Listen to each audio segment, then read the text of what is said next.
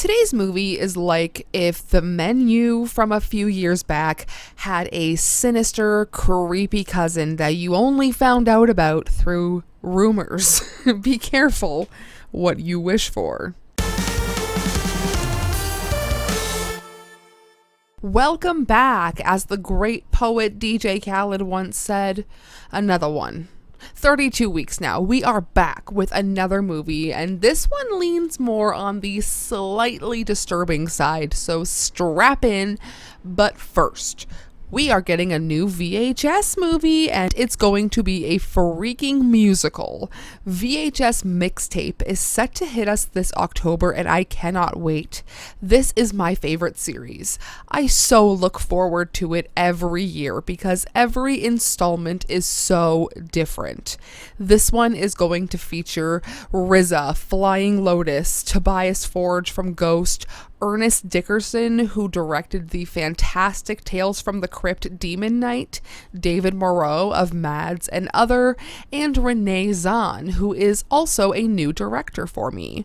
This will feature Gwar, which is so unbelievably exciting, and works from Jim Henson's Creature Shop, which is even more exciting. It will premiere on October 9th, 2026 on Shudder, and as far as we know, Flying Lotus is contributing music videos that are interludes between each short, and Tobias Forge directs a music video. So check out Bloody Disgusting for more. I simply cannot wait to watch this. The countdown is on. So today's movie is actually a cautionary tale from 2023, directed by Nicholas Tomnay. What You Wish For is about a talented chef with gambling woes who flees to a Latin American villa to visit an old friend who appears to be living an extraordinary life as a private chef. Envy soon turns to greed, and then to something deeply unsettling for the chef when he assumes his friend's life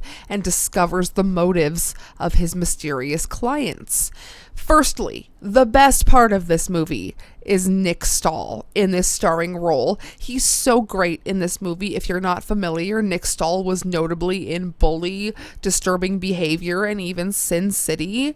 Honestly, this role was meant for him. He sells the dread so well. This movie deals with, spoiler alert, cannibalism, and I will be doing some light spoilers ahead, so let's dive in. On the surface, What You Wish For feels like it's going to be this thriller about luxury, fine dining, and getting a taste of a more rich and famous lifestyle, but very quickly you realize something much darker hiding underneath all of that. The movie follows Ryan, a talented chef who has basically hit rock bottom. He's drowning in gambling debt, running from his problems, and desperately looking for some kind of escape. And when he connects with his old culinary school friend Jack, it seems like Jack has somehow figured out the perfect life. He's living in a gorgeous mansion, surrounded by wealth, traveling to beautiful locations, and cooking incredible meals for ultra-rich clients. Basically everything Ryan wishes his own life could be, but of course, it's a horror movie, so getting everything you want usually comes with a pretty terrifying catch. After a shocking turn of events, Ryan finds himself being able to step into Jack's world. At first, it feels like he's finally gotten the second chance he's looking for. But the longer he stays, the more he starts to realize that this dream lifestyle is built on something much darker than he could ever have imagined. What starts as a story about desperation and wanting a better life turns into a tense psychological nightmare where every single choice Ryan makes pulls him further into danger. And what I liked about this movie is that it doesn't rush to give you all of that. This movie is much more about building an uncomfortable feeling and watching Ryan try to keep control of a situation that is spiraling out of his hands with every lie he tells. There is a constant tension because you know something is wrong, but you also just have to wait to see how bad it gets. A huge part of this movie's appeal is that it plays around with some very interesting themes like greed, privilege, desperation, and the idea that someone else's life may not be as perfect as it looks on the outside, with a little cannibalism thrown in the mix. Now, Ryan is definitely not a perfect character, and the movie is not afraid to put him in situations where you're questioning whether you should be rooting for him or judging the choices he makes. The food aspect also adds a really fun layer to the story. There's something so unsettling about watching these beautiful, extravagant meals being prepared, knowing that something more disturbing is happening behind the scenes.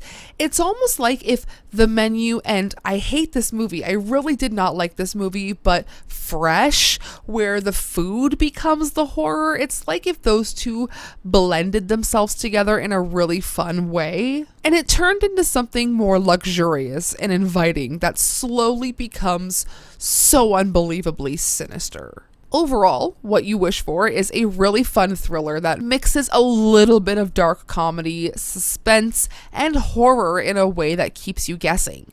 It's not a movie that constantly throws scares at you, and instead it relies on atmosphere, mystery, and the slow realization that Ryan may have gotten exactly what he wished for, and that might be the worst mistake of his life.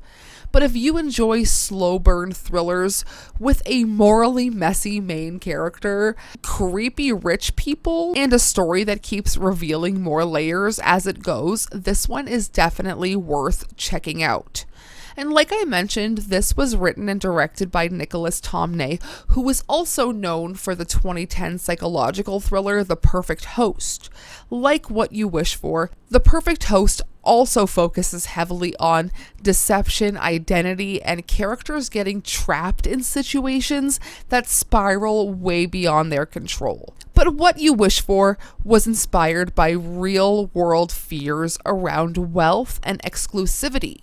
And one of the creepiest parts of the movie is that it actually taps into the idea of those secret worlds that we hear about that exist behind extreme wealth.